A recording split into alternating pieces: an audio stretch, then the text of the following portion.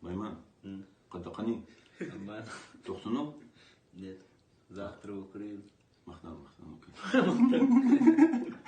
Что ты не бегойся, мужа, даже якутский язык выучил, чтобы этим ребятам научить, что... Тактани? Толсумов? Учу язык. Махтал, мужа. А что вы якутский выучили? Это витамин С, это кушай, это даргинский абрикос, это.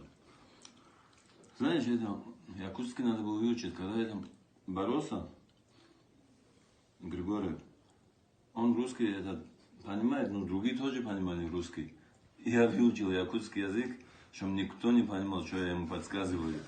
И вот так, сейчас эти ребята приехали, думают, давай-ка их на якутском это. Я им говорю, проход ноги делай, что-то не доходит. На этом говорю, на якутском уже нормально. Поэтому я уже знаю польский, аварский, русский, английский, даргинский понимаю и якутский уже говорю нормально. Да? Да. Ты уже 8 лет за Польшу борешься. И где-то, по-моему, у тебя 10 медалей уже, мир, Европа. Вот никогда я такое благодарственное письмо не получил, как от якутов.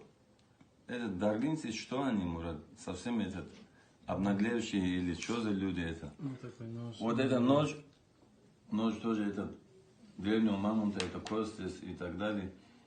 Вот с этим ножом надо будет не даргинцам пойти и сказать, что вы делаете. Даже? А якутам махтал. Да.